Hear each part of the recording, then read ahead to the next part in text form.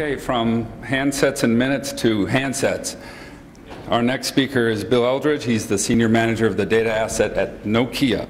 So as I do this, why don't you give him a warm welcome. Came all the way from Connecticut for me. Thank you, welcome. I used to like to start this off, particularly since it's about 4 o'clock. A little audience participation might be good. Show of hands, how many people have ever owned a Nokia phone? Keep them up if that was 10 years ago or more. All right, put them down. I'm really hoping we can get one this time. How many people in this room have a Nokia phone now? Okay. You may have seen, hopefully you saw recently, that the Windows Phone operating system moved to adopt is now the third in the list of mobile phone operating systems in the world. Not exactly nipping at the heels of Android or Apple yet, but hopefully soon. We're making progress in the right direction. But we still do have over 1 billion people in the world who have Nokia phones. Those phones and the applications and the platform I'm going to talk about do throw off a lot of data. And so we've had and continue to have a big data problem. And what I'd like to do today is just quickly introduce you to what those issues are, and then go through a few of the lessons we've learned over roughly 3 years of deploying and using big data technologies. Hopefully you can learn from it and avoid some of the mistakes that we've made. So first of all, Nokia's data challenge. I'm going to keep going with the question theme, and you don't have to raise your hand this time, but I am going to ask you to think in your mind and answer this question. So in what country is Nokia headquartered? All right, how many people said Finland? All right, that's good, thank you very much. Okay, second question. In what year, or I'll even give you a decade, was Nokia founded? You can't yell it out. 1865, there we go. So it's an old company, and there's Fredrik Ibsen, who founded the company back then. Obviously, not a mobile phone manufacturer at that point. It was a manufacturer of rubber boots, taking its name from one of the rivers that one of the factories was powered by. And after many decades of doing that, we made the huge strategic leap of going from rubber boots to rubber tires. And basically Nokia became Goodyear, Firestone of Finland. But along the line, then you also start to get into radial tires and cabling, and that cabling led into telecommunications equipment, and finally, beauties like this one, and the first mobile phone operating system, Symbian. And then just to show a picture probably of the phone that everybody in this room who raised their hand had at one point, the 5150, because I certainly had it, with the AT&T Across America plan. First really mobile across America plan that would allow you to do roaming wherever. And that was really the height of our penetration into the US market. And sadly we kind of neglected that for a long time, really reversing that trend now. But as we continue to progress, sold a lot of phones that looked a lot like that, and got to 1 billion subscribers. But that started to lose momentum, and competition was really accelerating. So we moved aggressively into the space of location-based services, and particularly with the acquisition of Navteq roughly about 5 years ago, and the merging of that with some of the existing similar efforts we had within Nokia in Berlin and Finland. So we've recently rebranded that platform to be the HERE platform, and it's not new. Obviously, Navteq's not new, and it's probably the most fully functional platform-agnostic location-based services platform in the world. Roughly 4 out of every 5 in-dash navigation systems calls our APIs to actually get you where you need to go. But that wasn't the last strategic move we've made. As I alluded to before, a little over well, close to a year and a half ago, we decided to ditch Symbian, at least for our smartphone operating system, and go entirely to Windows Mobile. We still continue to expand, though, in Symbian in lower-end phones. Our Asha line is a new line of smartphone-like phones that sell at a much lower price point for appropriate segments. So that's kind of a little bit of the background of where we've been, and where we really want to go to that theme is to enable all four of what we call the cardinal W's. And if we look at who can help you find the what, obviously Google and Yahoo and even Bing are very good at that. Facebook and Baidu and MySpace and others help you connect and really are focused on the who. We're really focused on the where, and I know obviously we have a great competition from Google and others in that regard. But if we combine that, in the end, it's not just offering the platform, but it's combining that with the when, which I don't think anybody right now has a handle on, and put together something where we can add that element, as several of the speakers have said, of location and time to search and social, the things that people tend to do on their phone, to really create rich mobile experiences with devices that sense the world, the Internet of Things. That's really our end goal, and we are starting to use, even though we've been collecting data for a while, we are really starting to use big data technologies to enable that. Briefly, we've got this platform that we offer out to enterprises everywhere. We also use it ourselves for the applications that you see there of Drive and in public transit, such. And there's a whole range of devices that leverage this. And of course, as I said before, that throws off an awful lot of data. Now, it's not maybe to the scale, certainly not to the scale of many of the other big data practitioners out there. We're talking here about a Hadoop cluster that crossed a petabyte sometime last year. So it's not enormous, it's not exabytes, but it's certainly data that doesn't fit, as Kevin was saying, nicely into a traditional relational database. But that's now, and back then we were trying different places across Nokia in 2010 to get a handle on this stuff. So we had a couple sort of experimental Hadoop clusters along with some legacy Oracle and MySQL, and then one big Teradata instance, a data warehouse in Finland. And in the end, I was in a group, I'm still in the group that's sort of on the services side of the business, the here side of the business.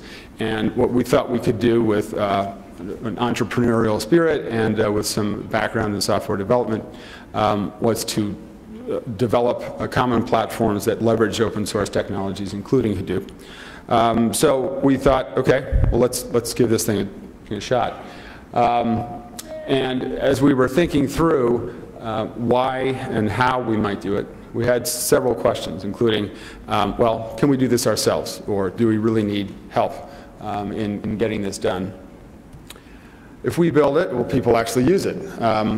Maybe people are pretty happy, as Kevin was saying before, with their own little siloed stovepipe of data, and maybe we'll build something and no one's going to use it.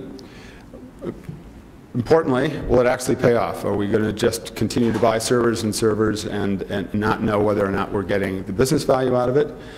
And then finally, can we just build one big cluster and keep adding servers, or do we need to have a much more fully functioned sort of set of offerings for different levels of SLAs and such?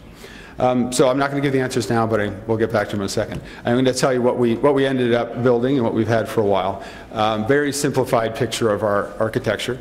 Above the line, about a third way down, it sort of divides the fast world from the slow world. So the fast world where consumers are actually using their applications. So we have touch points on those devices, actually more to the point on applications. We put a little bug, as it were, on each application that wants to integrate with that collection method, and could bring that data back in when the customer has a data connection to understand about app usage and, of course, device usage. And then down at the bottom, we've got other streaming data sources kind of coming in, bulk data sources that all come into the Hadoop cluster. And then we do have right now an Oracle and a small MySQL database. There are other data sets, databases out that we also distribute data to. The general principle of trying to keep sort of the big stuff on Hadoop and more aggregated stuff in relational databases. And then the traditional reporting and statistical analysis tools sit on top of those.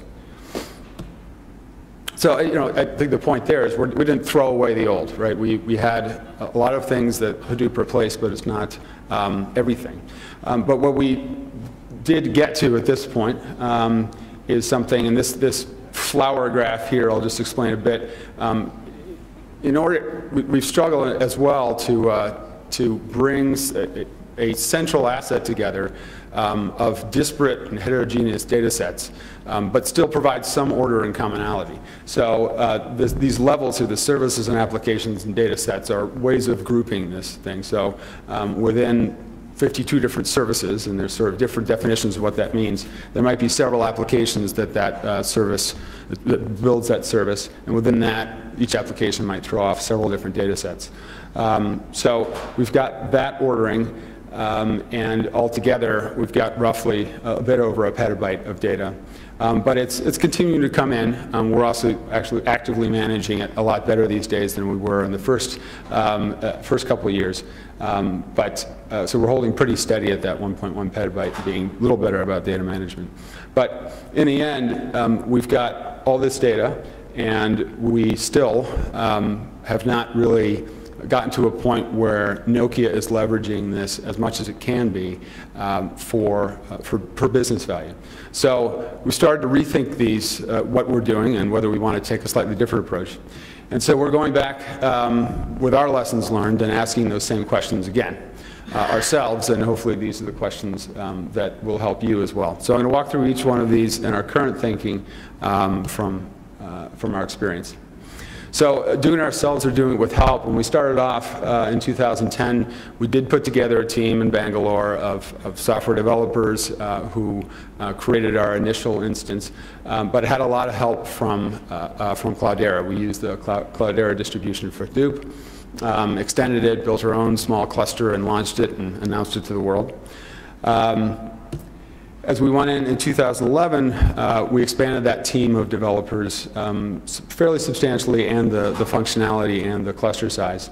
And then continued to have Cloudera on for more critical support, and brought in our IT ops team to help support this thing. But it wasn't the 24/7 thing, and it's not the same level of SLA you'd get with a traditional relational database. But at least we have some help in responding to customer issues. 2012, we continued to expand, got up to a full capacity of about 1.5 terabytes. So we're kind of right at the edge of what you're supposed to do for capacity of about 65, 70%. Still have Cloudera for technical critical support, but frankly, we've been having issues with the performance of the cluster, a lot of different jobs running, and particularly, we see issues when there's large bulk loads and processing going on, and that interferes with some of the other more critical business reporting and analysis. So we've made the strategic decision to basically move off our bare metal and go into Amazon Web Services this year. So we've already started that transition. And as I'll say again, we're sort of taking the opportunity to rethink not just that, but everything we're doing. So if we build it, will they come? I've kind of sort of implicitly answered that already, but when we started off, we did get a fair amount of early adoption from the people who had their own Hadoop clusters, and they said, fine, it's free. I don't have to worry about admin. Great, okay, I'll contribute the data that I have.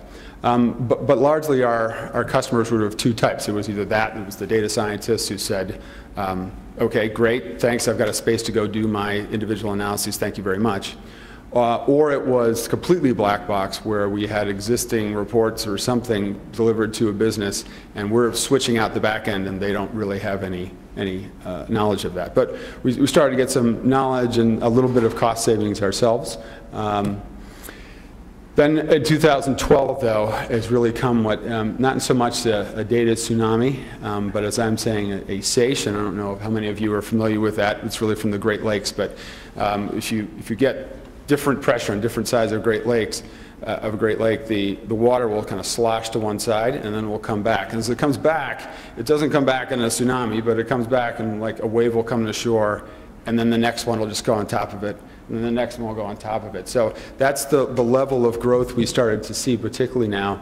In addition, we got a lot more sort of gray box users, people who knew a little bit about it but needed a lot of support. So our need for supporting customers went up substantially. We still had sort of a loose collection of data assets, so it wasn't completely a Wild West where everything was disordered. But it's a pretty loose neighborhood, and so not everybody plays by all the same rules and knows what everybody else is doing, which causes problems. And in the end, it was still the interfaces for using this data are not what the bulk of Nokians would find something they could use. It's a CLI, or it's maybe a not so fully functioned Hue interface for using the Hive SQL, which is the Hadoop ecosystem version of SQL. So for that reason as well, we've decided this year our priority really has to be, as we move to AWS, of creating an easy-to-use self-serve offering for non-technical users. So when we talk about big data, typically you're not talking about these kind of customers, right? We've got the 200, 300, 400 users within Nokia who can code native Java, or at least are pretty adept at SQL and can do sophisticated Hive queries. We're really trying to build something now with a couple layers on top that is usable by everybody. So it's a big data challenge, but it's also a sort of traditional business intelligence or just business data democratization problem. Okay, so will it pay off? Initially, we were just a big cost center, right? It was free, and everybody put their data there. And our focus, frankly, was just getting a critical mass so we could have something to sell to other people as well. In 2012, we really focused on the cost savings side of things. So, as I mentioned, the Teradata platform was trying to ingest a lot of this data and hold it, and that just it was actually $20,000 per terabyte, as opposed to roughly $2,000 from our Hadoop cluster. So we agreed with that team that we would have a general principle of keeping the event level data on Hadoop and move just only maybe the critical event level data or some low level aggregate to Teradata. And in the end, that saved about 6 million euros. So fairly substantial savings there. We also had recommendations for a music service that were outsourced to a third party. And we paid a lot of money for that every year. And we had just a small team of data scientists basically replicate that and do better, because then we, rather than using whatever that third party had for music recommendations, we used our own data and could augment it to get better recommendations and save lots of money too. So there's other things we did there to save money, save license fees. But we really didn't start until towards the end of 2012 to start to use it specifically for CRM or for improving the quality of devices or the applications we put out to customers. And for 2013, we really have focused largely on that. We've got a few very key spearhead business priorities that we're focused on supporting. Reducing inventory in the channel, increasing the number of contactable customers through using big data analysis. But then also democratizing decision making, right? Allowing this big data asset to be used by all Nokians. Lastly, one cluster for all the needs. It's nice to be able to integrate things very easily. Like, you don't have to do a lot of upfront modeling. You sort of put a folder structure down and start to get the data in. And in that sense, big data is very nice. But if you're doing it yourself, there's a lot of long lead time in adding more nodes. At least we were. And then we started to see the seeds of what would eventually become a significant problem in the FAIR scheduler. Sort of comes out of the box with the CDH and with Hadoop, which really is supposed to allocate resources properly across different jobs and different customers. It really doesn't. So we got a lot of resource contention starting. And then 2012, everything started to kind of snowball. And so we got a lot more jobs, a lot more customers, right? That was good. We were delivering value to a lot more people. But a lot more jobs running against more and more disparate data, very spiky, heavy, occasional jobs that would really throw everything off. And while we tried to mitigate that by creating our own version of guaranteed resource pooling, we really started to get more customer complaints, more downtime, more issues with delays, and we're still a cost center. We had no way to allocate costs effectively. So for all those reasons, we're going to AWS, particularly here, because it allows you to divide those things, right? We can have a specific Elastic MapReduce cluster dedicated to a particular job. And we know how much it costs, and we know what we can bill to an internal customer or what we don't want to bill, but we know the cost of actually processing that data and storing that data. Additionally, I talked before about a business intelligence problem, but as we're rethinking about this infrastructure and how we process things, we're also thinking about how we should think about the asset. As I said before, you can have these different data sets sort of sitting separately, and you can use them that way and leave them that way. But what we believe is a better approach is if we manipulate, modify, ETL the data enough so that we still have canonical structures. The date fields are always in the same format, so you can do the same kind of analysis on them. You know, we might, if one key is hashed over here, a customer ID, it's not over here, well, we're going to hash it the same way, have a complete system. So these things can be joined much more easily. And then in the end, linking that not through some physical or logical data model in which we're trying to force everything, but a graph-based metadata model. So we can see the relation, leverage what's been done by Facebook and others to see the relationships not between people necessarily, but between data sets, and allow users to more easily see the possibilities of joining, combining, and linking these assets.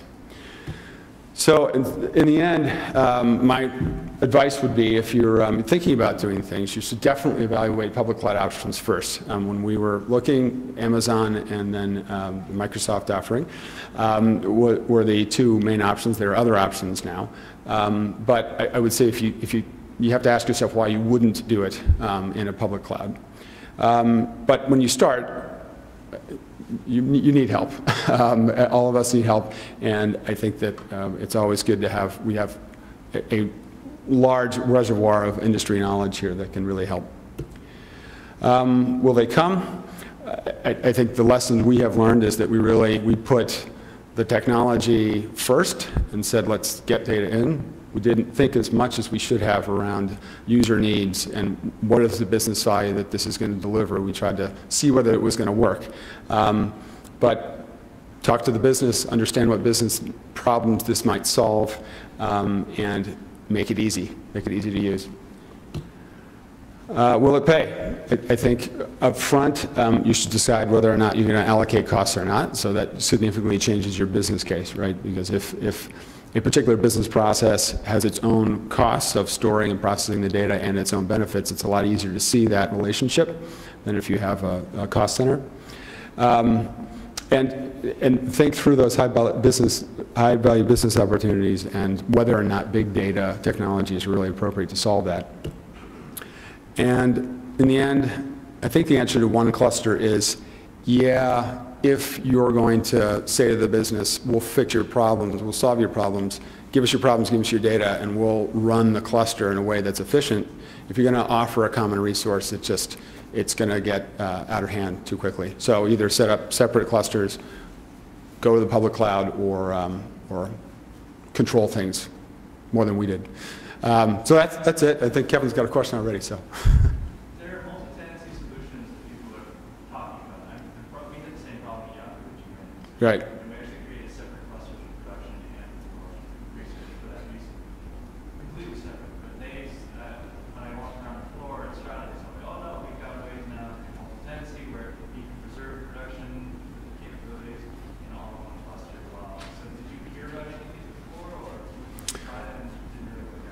All I know is that some of the guys in Bangalore looked into those briefly.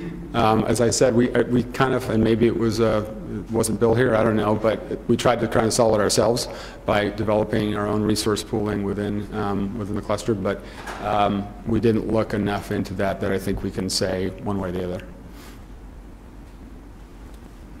In terms of deciding to use the public cloud, obviously the big question is security and privacy. And while we can look at the public cloud and say, gosh, it's encrypted, it's secure, there's no way anyone can get to it, how did you get past your internal legal and other folks, to get them to agree to say, yeah, the public cloud is a good place to build this data? We haven't.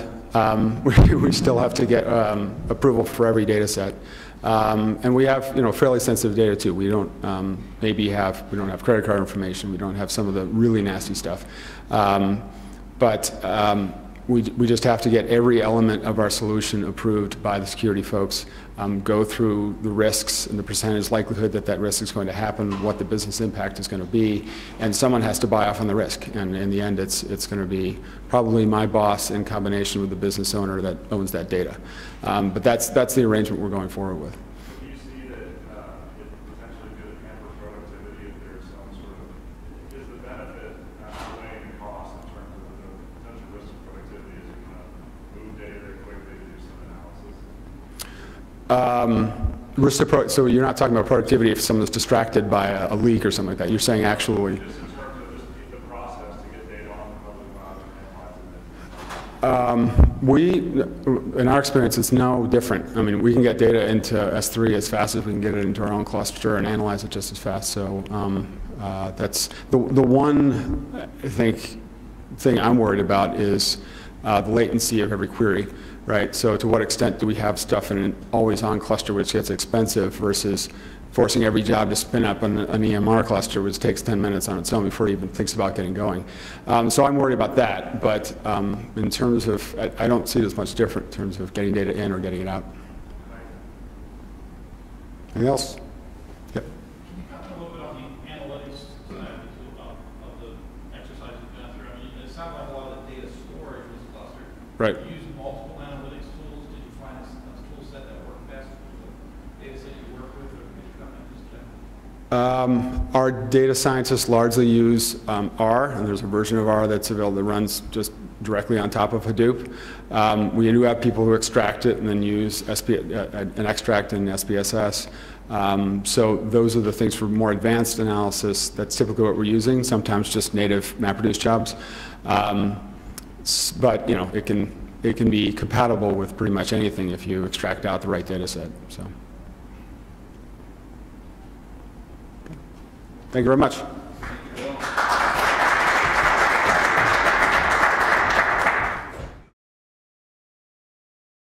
Okay, for our last session, I thought it would be interesting. We've been speaking about the products themselves and what carriers are doing in the space. So I thought we'd take a little bit of a step back and talk about the segment itself, what the communications industry is doing in terms of investing in, acquiring, developing analytics companies. So we have 3 speakers who are just going to conduct an informal panel like we did earlier.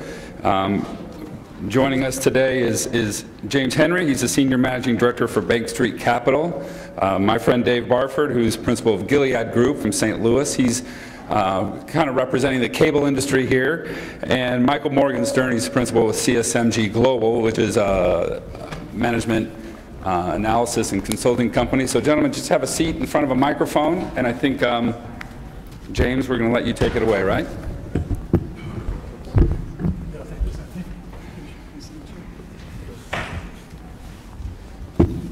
Stay up here? Okay. Okay. Oh, the last panel. Anybody still awake? That's right. Okay. Well, the 3 of us are still awake, right? So that's what counts. Well, so good afternoon, everybody, and thanks for the introduction. After a day, you've heard a lot about the benefits of telecom analytics, the relevance of big data, It was interesting to hear, I think in particular, the perspective of Nokia as a recipient of a tidal wave of data, or maybe not a tidal wave, as it was described. But what I want to do for this discussion is talk a bit about what we're seeing in terms of investment opportunities and strategic activity. To some degree, I guess one would argue that this is a little bit of the dance of the elephants, given the fact that a lot of the folks who are recipients of this data, the major carriers, the major hardware providers, are at the center of the wheel. And some of the companies who are best equipped to play in big data analytics are giants. So I think maybe we can start with the basic question. Are there opportunities for small middle market companies, venture-backed companies, to step up and really capture a sliver of this seemingly enormous market opportunity? So whoever wants to jump at that. It probably fits a little bit with me. As Tim was saying, I'm with a company called the Gilead Group, and we're a small investment and management company in the Midwest that basically, we have 4 different companies that all work in mostly landline cable operators, telecom, energy, things like that, doing outsourcing and sales, service, and software.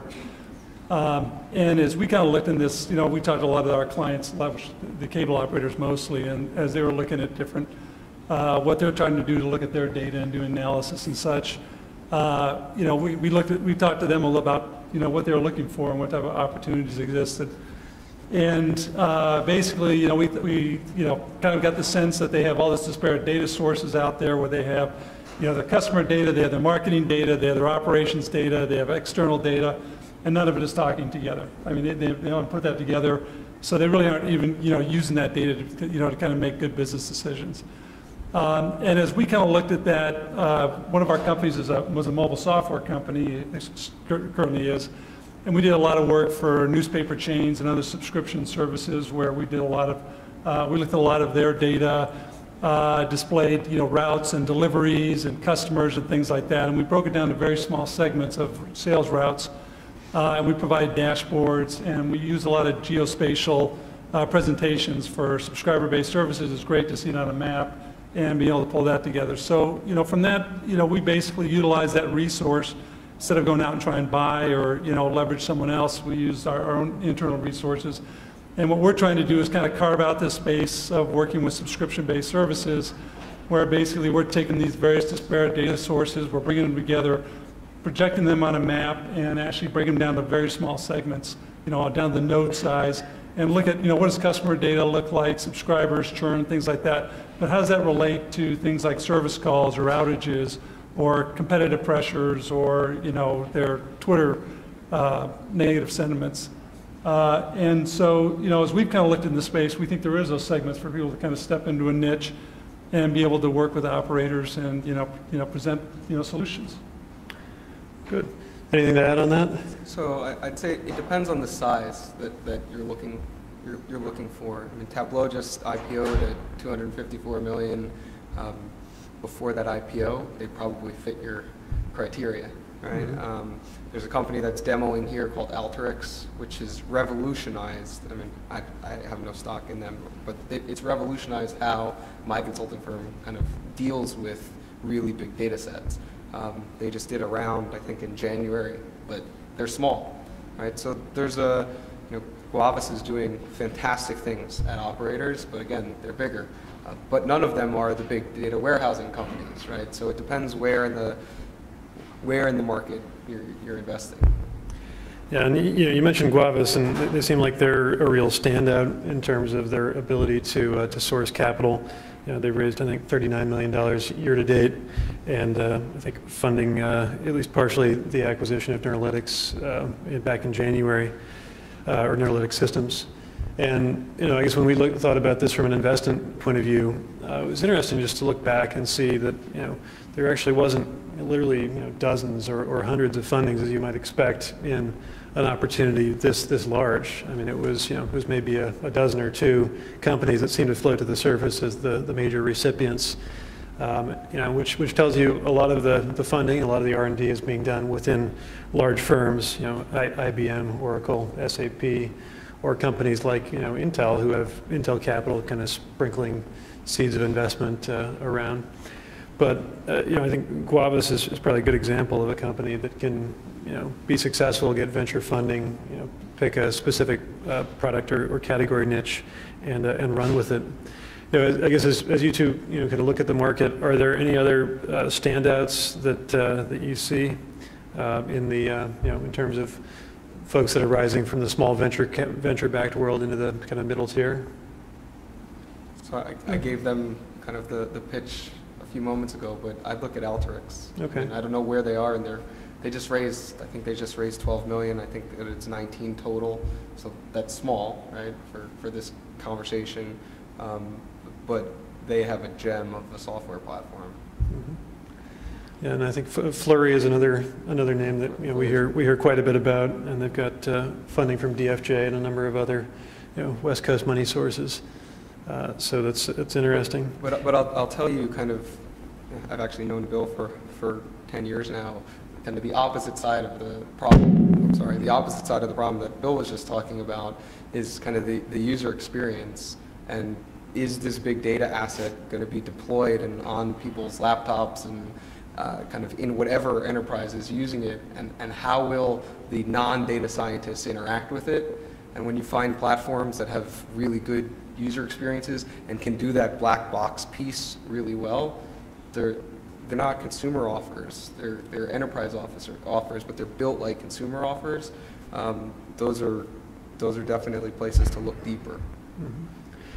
So let's shift gears and talk a little bit about where the opportunity lies. Because I think big data covers a lot of territory within telecom analytics, but ultimately the benefit has got to be an economic one, either providing core data to help reduce churn or improve an end user experience, or providing application developers intelligence about how their apps are being used, how they're not being used, importantly, so that they can react on the fly.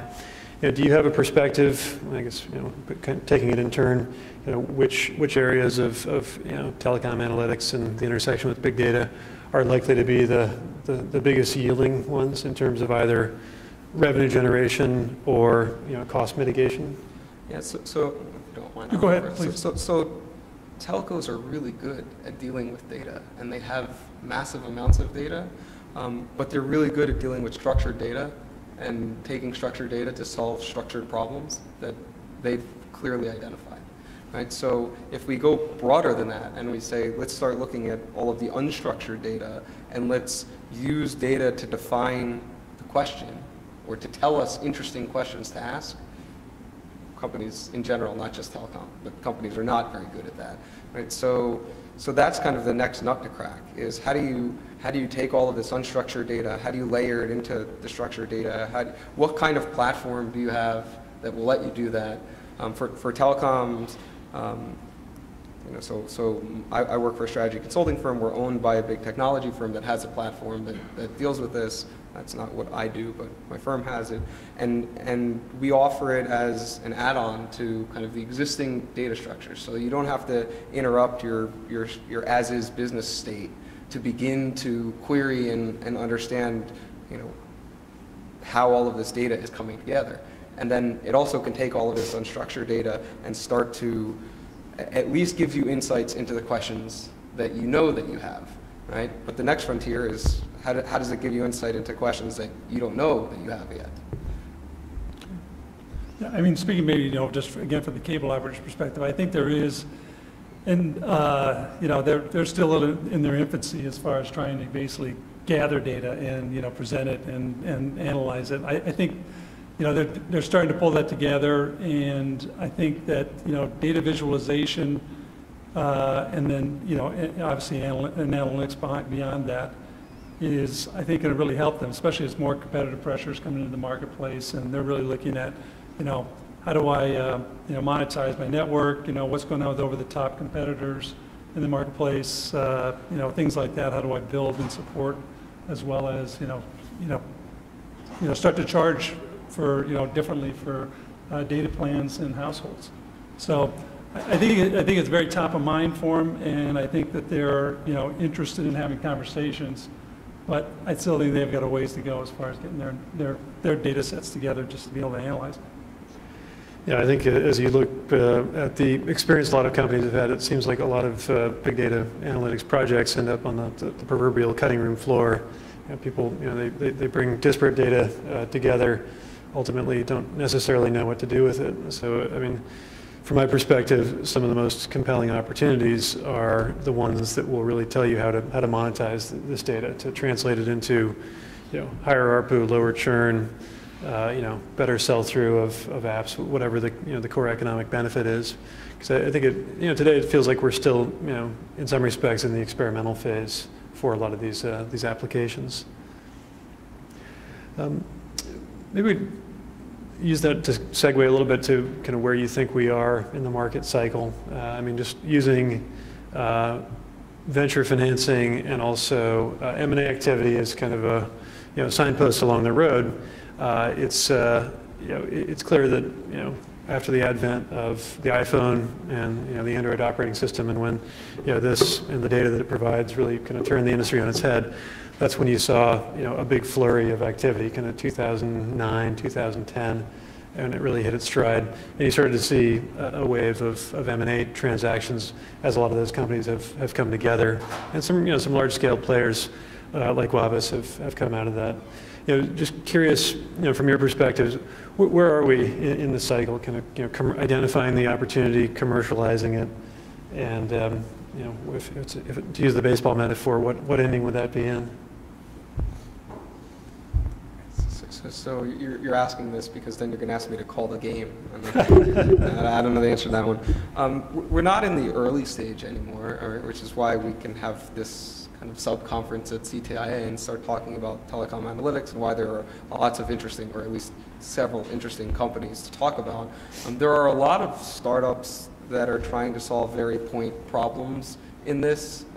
None of them have scale, and then there are a lot of big technology firms that have big data warehouse solutions that aren't doing this kind of third-party layered approach. So kind of it's all those companies in the middle, or the few of the companies in the middle that are kind of starting to see some successes in ease of use. But there aren't very many of them, which leads me kind of to say we're no longer in that first or second stage, but we're in kind of the growth stage, which is, that's why this panel should be 3 times as full as it is, because that's kind of where you're going to make the money. The other thing I'd say is, I think that different pieces of the telecom are probably different stages in that different innings. I think, certainly some of the wireless may be further along than cable, and then you take that down exponentially into some of the other, more rural telcos and those places, and they can't even find their data. They're not even sure what they're doing. So I think everyone's kind of in different stages of that puzzle. And it's also interesting as we do a lot of work with newspapers and media companies, and you want to talk about an industry that is under siege. But suddenly they're getting, religion because it's important to them and their survival.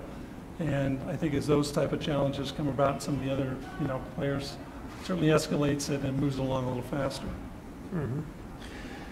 Well, I think it'll definitely be interesting to see how it plays out. A theory that we have at Bank Street is that one of the things that has kept the number of smaller or startup companies to, perhaps a smaller amount than you might expect given the excitement around this arena is essentially the cost of admission. And, hearing about Nokia's, in-house project and, the sheer amount of infrastructure that required, that's fairly daunting to any, Silicon Valley venture capital firm. It's a big, if we build it, they will come bet, which may or may not pan out. But I think from our perspective, the advent of the cloud, of cloud-based infrastructure like AWS, can be a game changer. It can reduce the price of admission to a large degree and hopefully stimulate more new entrants into the space, more developers looking at different nooks and crannies of it, as you've described. I mean, from your perspective on the consulting side, do you have a sense of whether that's been a factor at all? I think there definitely is a scale benefit, which makes entry difficult. That's why I say kind of the companies that are finding success are doing this, this third-party layer that doesn't interrupt business as usual. there's a big sales cost to getting into the carriers, kind of to running around the Midwest to go to the little carriers, or to meeting 30 people at each of the major carriers, and that is foreboding to startups. That said, there are a lot of challenges here to solve. So I mean, there's big white space to. I mean, you could sit and we spend hours talking about what big data could solve just for specific business units within each of these carriers. So there should be more activity. Yeah, well, we would bet that with the kind of the advent of on-demand infrastructure, particularly at the price points where Google and Amazon and Microsoft are making it available, that's going to remove a significant barrier to some of these new entrants. But I mean, S3 is available to everybody, right? So it's not just, you don't have to be kind of Nokia to say, hey, this is an easier decision for me kind of going forward. Yeah. No, and I think, look, the cloud, the public cloud has been a great opportunity, but also a great source of anxiety for companies, putting their data out there and dealing with security, dealing with performance issues, latency, things like that. So I think as it gets more institutionalized, it's likely to break down some of those barriers. Maybe you can use that discussion as a segue. A popular topic or popular subject in this particular area is Google, right? And when people think about analytics, when they think about processing, when you think about operating system, I mean, there's one company that's literally right at the epicenter of all of that. And yet, you've not seen, at least visibly, them making as big a push as some of their peer group. I'm curious, do you think this is an area that Google will be much more aggressive in, or has the capacity to be very successful in going forward? Go ahead. Google's pretty successful in a lot of things, but how many more can they do? Yeah, I mean, so Google has an advantage in data centers that nobody else has, or that very few other people have, that can help them kind of do this efficiently, perhaps change business models like they're known to do. So if they got into it, I'd watch very carefully, but it seems like they have their eye on other things right now. Mm-hmm. And I asked the question because in kind of talking to people and preparing for this discussion today, someone noted that when you look at a business like Flurry, that I think has done really well, providing intelligence to app developers. If you look at the value to a Google, trying to evangelize the Android operating system, if they can have an operating system plus intelligence and analytics around that, it could be a competitive weapon against Apple and other folks developing competing operating systems. So certainly they're a formidable player, and if they do choose to focus on it in a full-fledged fashion, I would say they're likely to be successful, as you said. I want to do a time check. We've got about 5 minutes left in the half hour. I want to make sure that we leave time for questions if there are any. Any questions from the audience? In the back? Yeah, so far you mentioned Flurry and Glaris. I was wondering if there were other companies I should put on my watch list that are hot. Well, certainly Flurry and Guavas seem to get a lot of attention and thus far a lot of money. It's a longer tail of names that we've seen.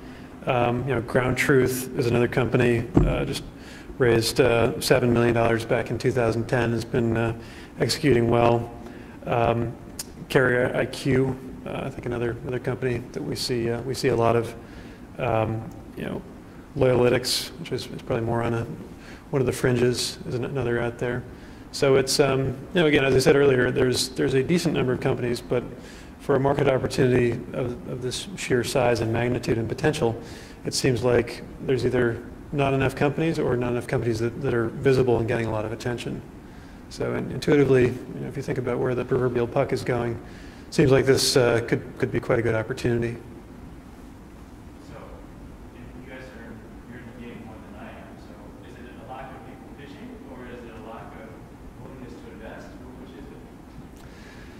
It's a good question. You know, we have not, you know, we at Bank Street Group, you know, we've not seen as many business plans around telecom analytics or big data analytics as we have for, you know, a lot of other areas. It's not to say that you know, Sand Hill Road is not, you know, busy with 100 companies a week. So I think it's you know, to some degree, it's just clear that, you know, the checks haven't been getting written, and maybe that's, you know, candidly, maybe that's concern about the setup costs, the ability for small organizations to sell into massive carriers that have, you know, really long. I mean, that's a very long sales cycle. You know, getting into, you know, a Nokia or getting into Sprint, AT&T Mobility, Verizon Wireless. I mean, that's a sales cycle measured in years, and, you know, it is, again, you're also facing competition from larger players like IBM, you know, SAP, Oracle, and the like. So I mean, you know, clearly there's things that would, you know, create maybe a more binary risk profile. It could either be a big win or a big loss. But again, I think that's more presumption than anything else. I mean, any perspective on why there aren't a lot more of these companies out there?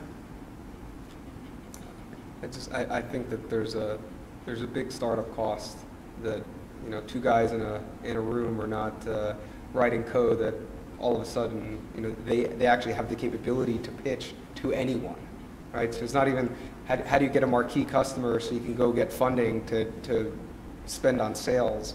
I mean, they don't have the ability to sell in to get that initial customer. Yep.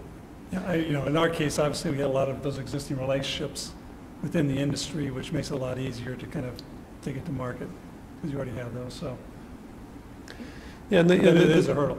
Yeah, and then the reality is the mobile market, at least, you know, domestically, is concentrated to a degree where there's not, you know, 100 mobile carriers out there that you can make a bet on. You know, cable to some degree is consolidated as well, but there's still a very long tail of small and mid-sized cable companies and small and mid-sized telcos. So, you know, part of it might be the sheer amount of consolidation that's played out in the mobile arena, and the fact that we're down to, you know, literally, you know, a handful of carriers. We work with almost all of the carriers, almost all of them, and they're all looking at this, you know, constantly, trying to figure out what the next play is, what the next, do they have analytics that they can offer to their customers, to their enterprises? Are there analytics that they should be bringing in-house to help them do business better? But with the lens that, I work for everybody outside the IT organization, right? So finance, product, et cetera, all have the lens that we want to do all of these things, but it can't go through IT. So. Good. Any final questions before we wrap up? Well, good. Well, thanks to all of you.